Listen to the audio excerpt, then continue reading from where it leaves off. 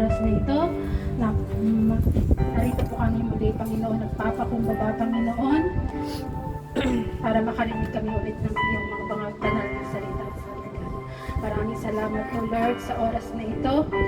Hayaan mo na ang presensya mo at ang banal mong Espiritu ang siyang manguna, Panginoon, sa gawain mo na ito, Lord. Apart from you, Lord, I can do nothing. Hide me in the shadow of your wings, Lord.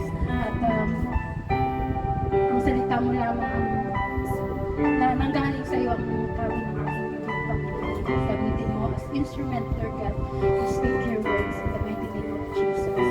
And sanctify us, O God. Linisin mo kami, Panginoon, ng banal na dugo ni Jesus at lahat ng aming mga isipan at aming mga puso ay maging handa, Panginoon, sa lahat ng iyong ituturo, Panginoon, sa oras na ito. Maraming salamat po, Ama, sa iyo po ang papurit pasasalamat sa pangalan ng Panginoong Jesus. Amen. So, start po tayo na tatanungin po natin ating sarili. Kamusta po ang ating mga puso? How's your heart? How's your heart, Pastor? Hindi. Abakan natin ang ating mga kamay. Ang ating mga puso. Kamusta? Kamusta daw?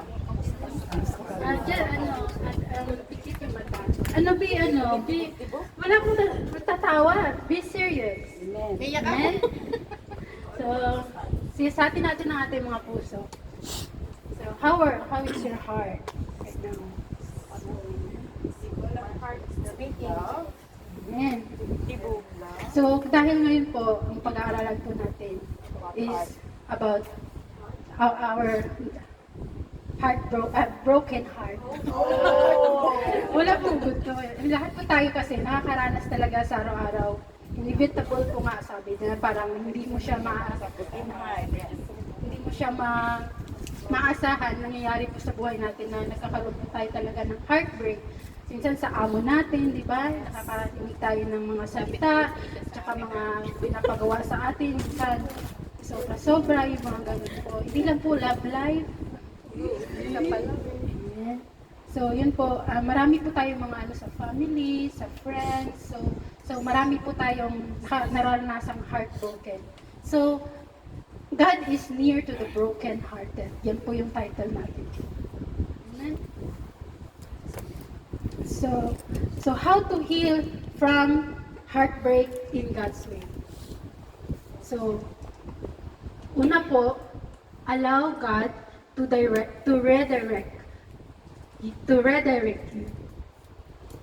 Amen? So, nilagay ko na po ang lahat ng para mabilis po tayo, yung mga verses. So, sa Genesis 37:28, naroon po yung 23 to 28 actually niya. Yan. Genesis 37:23 to 28. Storya po yan ni Joseph about, summarize ko na lang po yung story about na sa pinagkalulu siya ng kanyang mga kapatid at siya pinagbenta po siya ng kanyang mga kapatid, tapos sa mga ng Ehipto, sa mga kawal ng Ehipto, kaya napunta siya doon sa Ehipto at nagkaroon siya ng maraming pinagdaanan doon.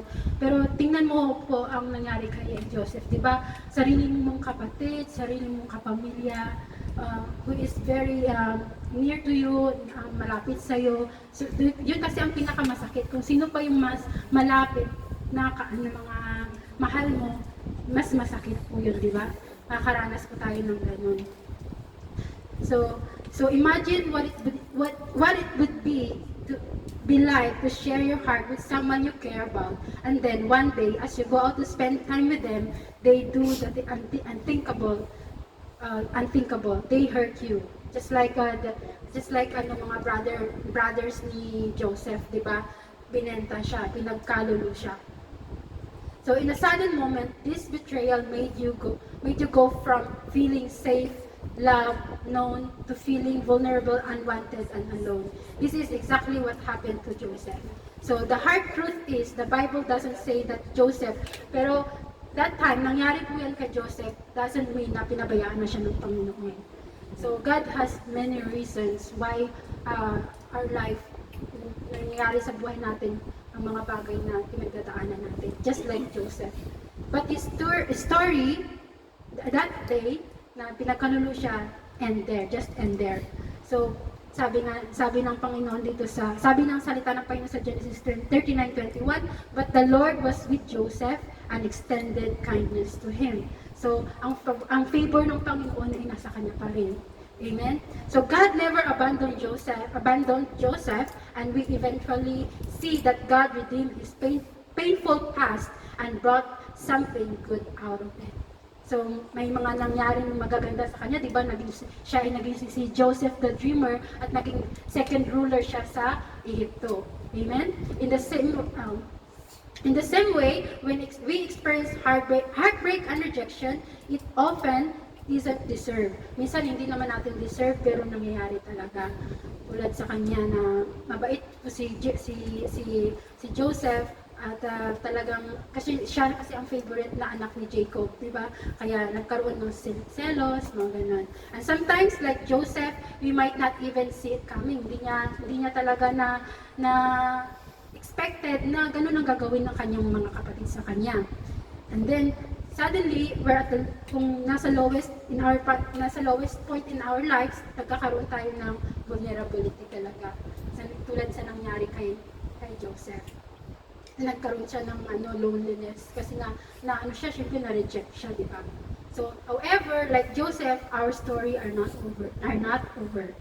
God later provided Joseph with an opportunity to lead the people who enslaved him and save thousands of people's lives in the process. I know, familiar kayo sa story ni Joseph kasi nagkaroon ng famine doon sa Israel, pati yung mga family niya na walang alam na siya pala yung binenta nilang kapatid na ngayon ay hiningihan nila ng tulong kasi nga nakakaranas sila ng tagutom.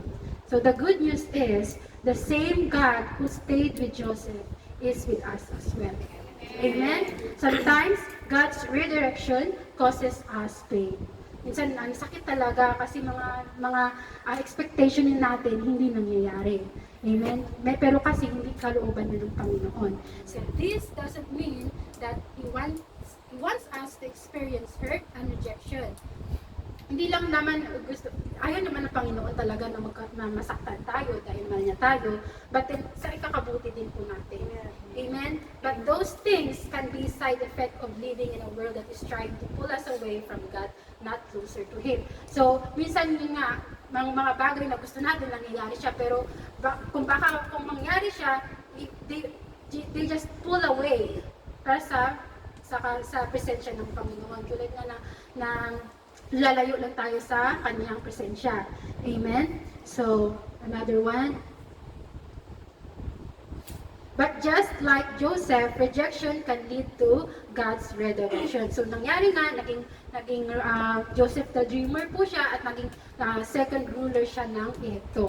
When we allow our loving Father to redirect us, we may be able to look back one day and see all of the goodness God brought from the rejection we've experienced. So, minsan, di ba ngayon, hindi na tayo baby Christian, nakaranas na tayo ng mga kabutihan ng Panginoon. When we look back, talagang iyak ka na lang po, di ba? Kasi napakabuti ng Panginoon ang ginawa niya sa amin. Amen. So, pangalawa po is bring your hurt to God. So, yan po yung mga reference ng mga Bible verses. Sa 1 Samuel 1:2-20. So, dito po about Hannah. Storya po to ni Hannah. Hannah was in deep anguish, crying bitterly as she prayed to the Lord. So, dahil nga po, hindi po siya makaanak. Dahil nga sa panahon po nila, kapag hindi ka nakaanak, talagang iniitsipwera ka. Mababa ang turing sa'yo. Si Hannah po kasi may asawa siya na si Elkanah at si Elkanah may dalawang asawa. So, summarize ko na lang po So si Hannah at saka si Penina. So si Penina nakakaanak po siya, pero si Hannah hindi po talaga sila nagkaroon ng kaanak. So kaya nga talagang she is in deep anguish, sabi nga dito sa salita ng Panginoon. She is crying in anguish. And pumunta po siya sa templo ng Diyos at doon po siya umiyak. Amen. Think of a moment that caused you deep hurt. Di ba may mga times talaga na kakaranas tayo ng sobrang sakit sa ating mga damdamin. Perhaps you were unfairly criticized by someone close to you. So, minsan nakakarinig tayo ng mga hindi magandang mga salita sa mga, lalo na sa mga close sa atin. Amen? So, maybe you had a dream that you couldn't make it happen. Or maybe a situation left you feeling alone, unloved, or unwanted. So, minsan may ganun tayo, minsan ano tayo, di ba, na pero yun nga, nakakaranas tayo ng pero but then, look to God na dahil na mahal niya tayo. What did you do when you reach your breaking point? Ano pong ginagawa natin kung nakaka-reach natin yung breaking point na yun? So, unable to have children, so ito yung ginawa ni, pumunta siya sa templo at umiyak siya doon sa Panginoon. So, here are the reason para pumunta tayo sa Panginoon. 3 reasons why na lumapit tayo sa Panginoon. First, because He brings comfort. Sabi dito sa Matthew 11:28, "Come to me, all who you are weary and burdened, and I will give you rest." Sabi, lahat po tayo, pumunta po tayo sa Panginoon para humingi ng kanyang kapahingahan. Amen? Before Hannah left the temple, the priest spoke these words to her. Sabi niya, "Go in peace and may the God of Israel grant the request you've made of Him." Before that, alam mo, nakakatawa kasi nung nangyari yan kay Hannah. Kasi nga, akala doon siya sa templo, umiiyak siya. Tapos nagsasalita siya mag-isa. Akala ng pare, lasing. So sabi ng ano ba nangyayari sa iyo? Magpakatino ka na nga. Sabi, bakit ka ganyan ka lasing? Sabi ng pare. Pero sabi ni Ana, hindi po, umiyak po ako sa Panginoon, sabi niya. Kaya natawa ako sa story ni Ana dito. Kaya tayo minsan, di ba, nagsasalita tayo pag nasasaktan tayo, nagsasalita na lang tayo sa Panginoon. Kaya nga pag may kamera yata sa bahay ng amo natin, parang nangyayari sa akin yan po. Amen. So nung na-realize ni Eli, si Eli kasi Eli or Eli na yung na priest na yun na yun pala ang may mga deep anguish pala si Hannah. So sabi niya kay Hannah, "So go in peace and may the God of Israel grant the request you've made of Him." So binless siya ni Eli si Hannah. So, our God is a good Father, and like any good Father, He wants to comfort us when we are hurting. He knows exactly what we need to find peace. So, for Hannah, this peace came through the word of someone else. So, galing siya, ginamit si Eli na pare to comfort Hannah. So, God brings comfort. Number 2 po, He brings joy. So, sabi dito sa Psalm 16:11, "You will make known to me," wala po ba sa easy worship? "You will make known to me the way of life. In your presence is fullness of joy. In your right hand, there are pleasures forever." Ang ganda, di ba po? Again, "You will make known to me the way of life. In your presence is fullness of joy." The presence of God, there is fullness of joy. Amen? So, lagi po nating hanapin ang Panginoon. Talagang paalala niya talaga sa atin yung mga kabutihan niya. At hindi na natin tayo magdudwell pa sa mga negativity na nangyayari sa buhay natin. We only focus on the positive sa bakit nangyayari ito sa atin. Pero isipin na lang natin na ano kaya yung turo ulit ng Panginoon dahil nangyayari sa akin yun. So we need to divert it in a positive way. Amen? So kaya magkaroon tayo ng joy. During difficult seasons, joy can be found by keeping our hearts and mind focused on God. So may mga ina-allow din talaga si Lord ng mga bagay na yun para mag-draw near ulit sa Kanya. Minsan nakakalimot po tayo, di ba? Amen? Because Anna went to the Lord with her pain, she showed that she trusted Him, and God provided her with the strength she needed to persevere despite her challenges.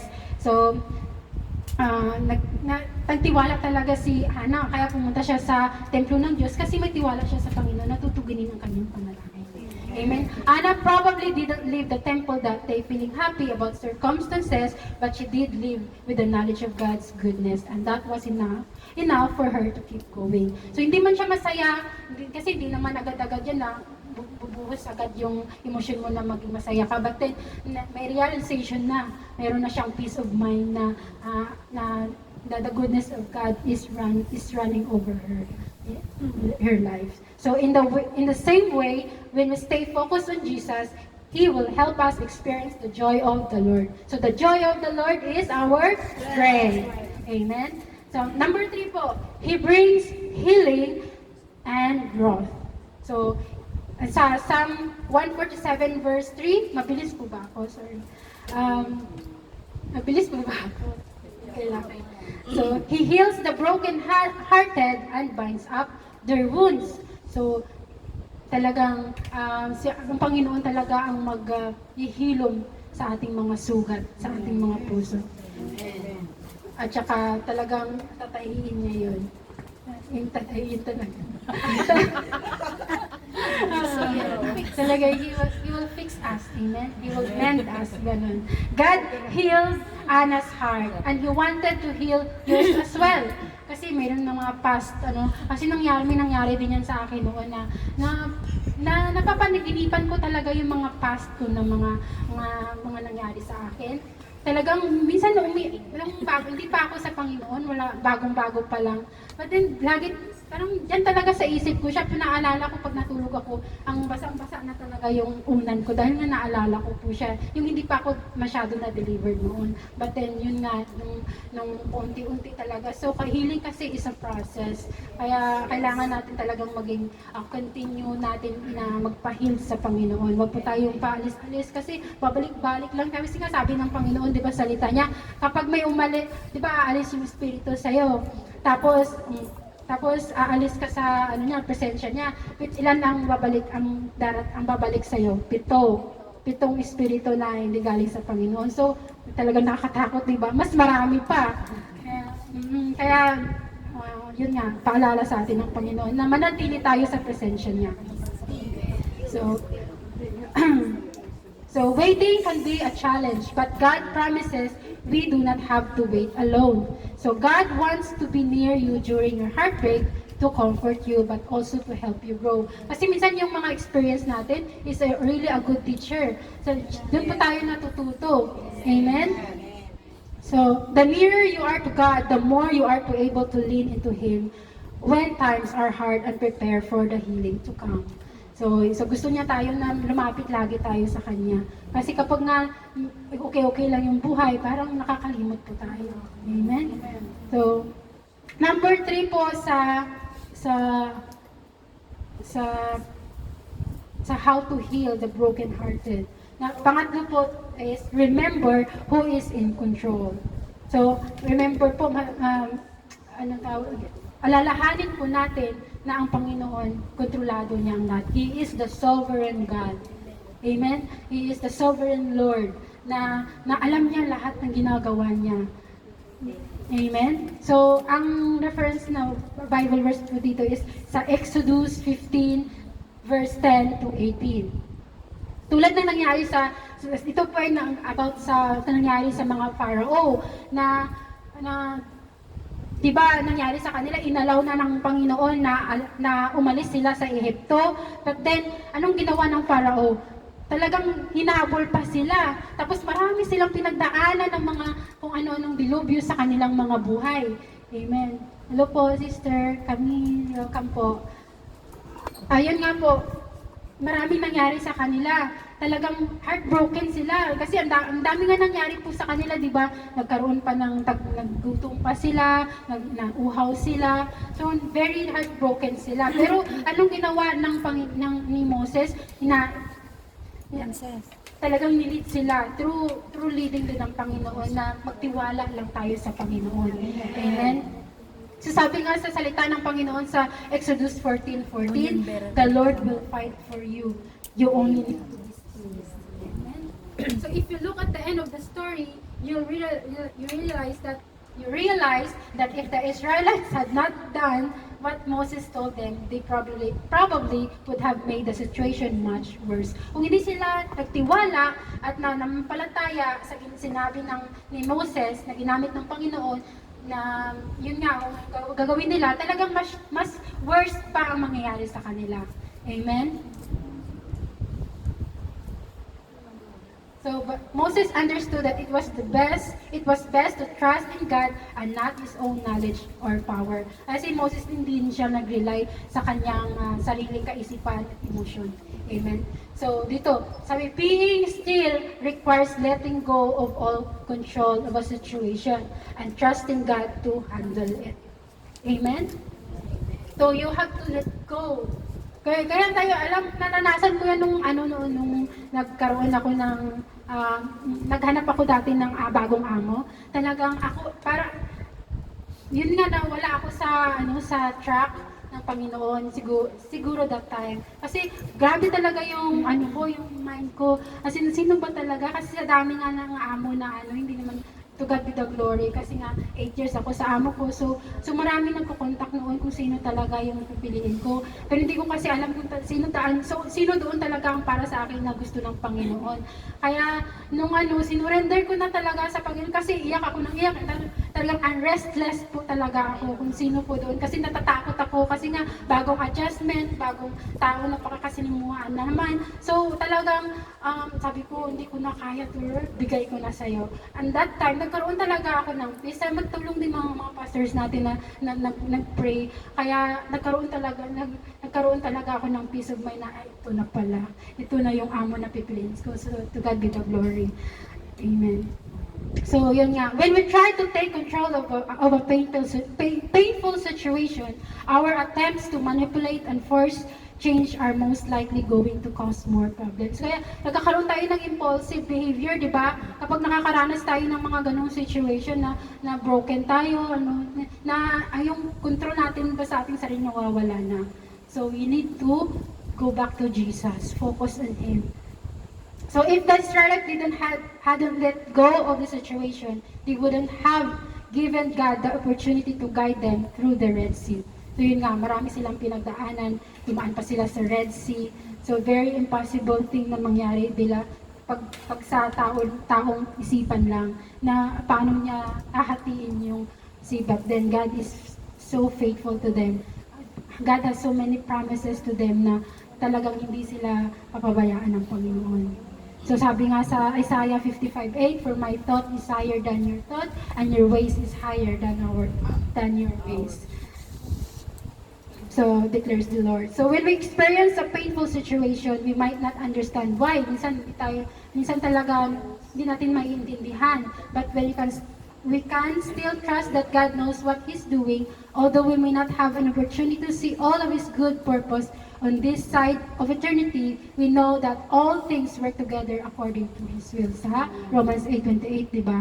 Lahat po, minsan hindi natin alam, pero just keep trusting on the Lord na may mga bagay lang na tinuturo sa atin ng Panginoon.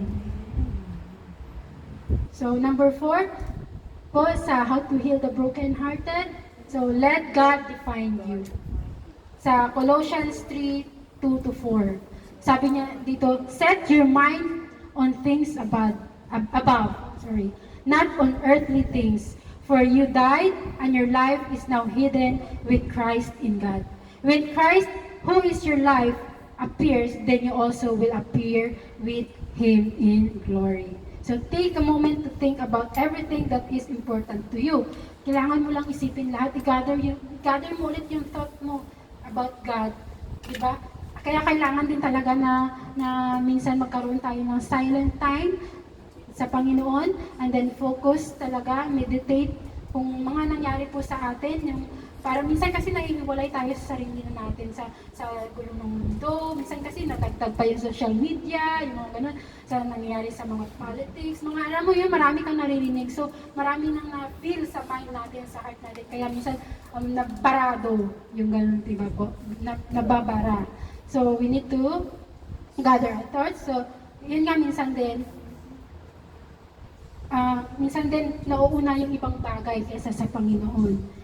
nagkakaroon tayo ng idolatry. Minsan na ano na tayo na mas importante na yung mga bagay kaysa sa Panginoon.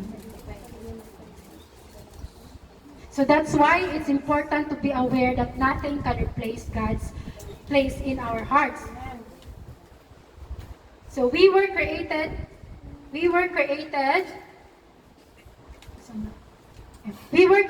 by God and for God. And because we were created for God, who we truly are, we can only be found when we seek Him. So minsan, pag nakakabalik na tayo sa Panginoon, ay ganito pala, anak pala ako ng Diyos. I am no longer slave to sin. Diba? I am a child of God. Kaya kahapon na parang, pag ikaw talaga ginagamit ng Panginoon, ang dami mong iniisip, ano ituturo? Ayun na yung anong ituturo ko? Parang, bakit ang dami-dami, hindi mo ma-compile lahat yung thought mo. Talagang iniyak talaga sa Panginoon. Bigo, talagang may nakita akong insekto.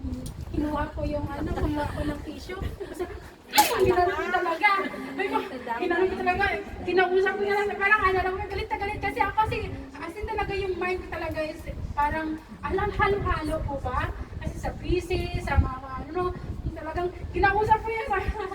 Parang ginesture ko talaga na Tapos pinapon ko sa CR yung may mag-sustain. Talaga. Oo, talaga po. Ganun talaga sabi ko. Yun talaga, yun pagkagabi. Ito yung ituturo ko. So nagkaroon talaga ng peace of mind. So, to God be all the glory.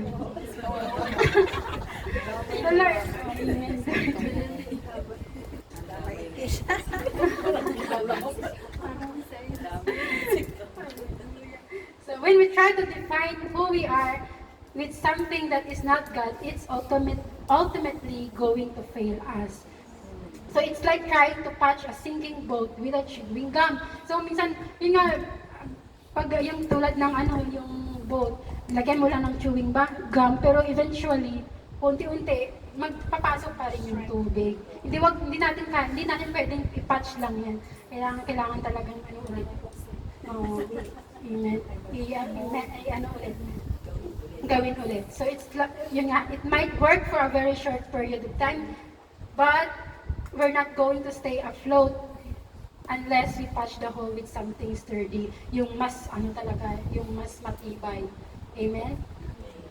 In the same way, if we place our identities into something or someone we love, we might feel unfulfilled for a short, minsan, yun nga, parang fulfilled tayo, but very, very short time lang. But ultimately, cannot satisfy us the way Christ will. Amen. Defining ourselves by something other than Christ doesn't mean we don't love Jesus. But our love for Jesus should come before our love for anything else. If our priorities are out of line, He will look for our opportunities to remind us who we are, who we truly are.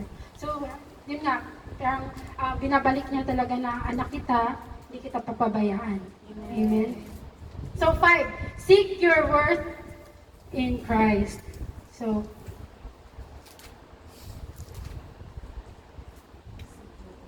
about po ito sa story ni Leah at ni Rachel. Kasi si Rachel, 'di ba, mas mahal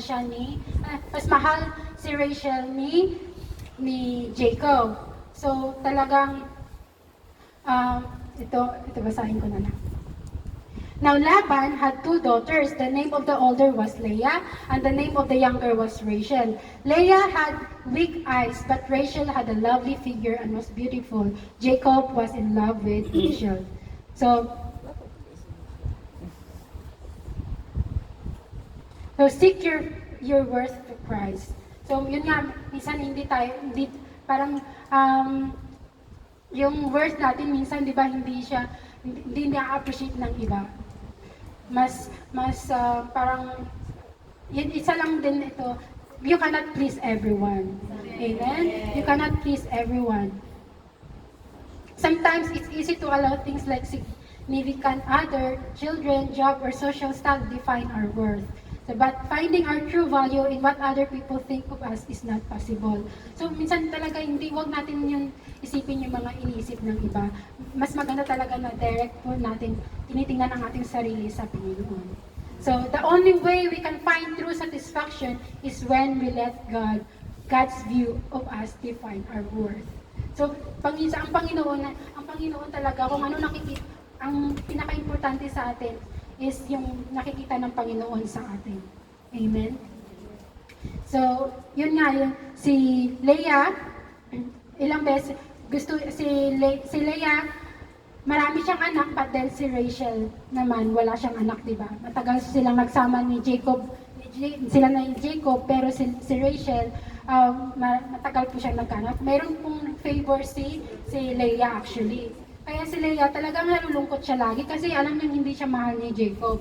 Kaya may isa dong anak siya at the end of the story, may pinangalanan siya na she conceived again, ng anak ulit na nabuntis siya again, but then ang meaning ng pangalan niya is, this time I will praise the Lord. Kasi tinanggap na niya yung worth niya sa Panginoon. Amen. Sorry, nagmamadaling. So, if we continue to place our value in the acceptance or love of others, we'll never find the joy the Lord wants for us. Only He can truly fill our hearts and bring us the validation we need. Amen. So, another one for how to be healed in our broken heart in God's way. 6 is forgive those who hurt you. So forgiveness is very important talaga. Kailangan magpatawad po tayo sa mga kapwa na nakakasala po sa atin. So look after sa Hebrews 12:15.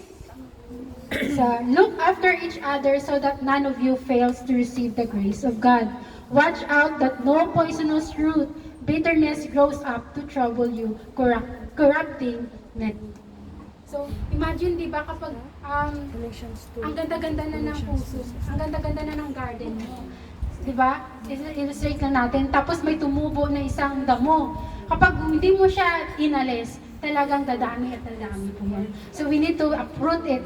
Lahat ng mga bitterness, mga sabi nga, is garbage, na hindi naman ikakaganda natin. Dapat maganda tayo mga anak ng Diyos, di ba? Kasi kapag may dala-dala tayo, talagang nakasimangot, hindi talaga, nakikita talaga sa ating mga mukha. Amen? So, we need to uproot all the bitterness in our hearts. So, forgiveness. So, why should we forgive? Bakit kailangan natin magpatawad? Sabi dito sa Matthew 6:14-15, for if you forgive other people when they sin against you, your heavenly Father will also forgive you. But if you do not forgive others their sin, your Father will not forgive your sin. So, yun pala. Kasi nga, may karumihan pa rin sa ating puso. Hindi natin kaya magpatawad. Amen? Kasi lahat naman tayo may kasalanan. Maliit man yan o malaki, parehas pa yan sa paningin ng Panginoon na kasalanan. How do we forgive others? So, forgiveness does not always happen instant. Kailangan po, may proseso din yan. So, but we have to always choose forgiveness. Kapag naalala natin yung mga masasakit na yun. So, ilan nga sabi ng Panginoon tayo magpatawad? 70 times 7, di ba? So, ilan po yun? Napakarami. Amen.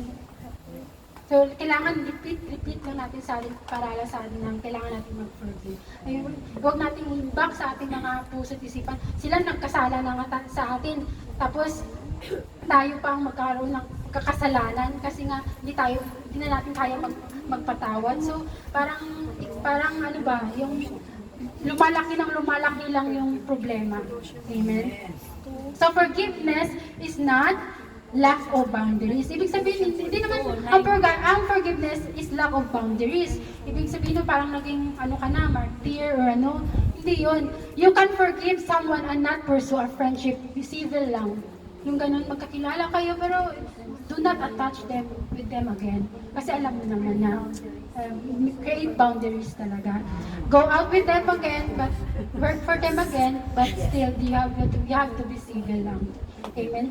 So forgiveness is not weakness. Hindi po kahinaan yung weakness. Hindi po kahinaan yung forgiveness, pagpatawad. So you can forgive someone and not pursue a friendship with them. Ay, ano yan? Mali-ulit ako. So actually, forgiving others means you're strong. Sabi dito, matapang ka kasi kaya mo magpatawad because you are willing to let go of the past and your hurt. You're choosing to focus your heart on greater things. Forgiveness is not easy, but it's a necessary part of healing a broken heart. Yung nangyari nga po sa akin talaga about the past din. Inayaan ko lang ay still quiet. Nanahimik lang talaga ako. Taga-amin po yun. Mga ano ba, mahilig kasi yung mga tao, di ba, sa maki-paralysis, mga ganun. So, inayaan ko lang sila. Kaya, nung umuwi ako, sila pa talaga yung unang approach sa akin. Kaya, kapag magkaroon ng kasala yung ibang tao, wag hayaan mo lang, pag-pray mo na lang sila, tapos si Lord na yung bahala sa kanila. Amen? So last po, moving forward. So, Hebrews 12:1-2, let us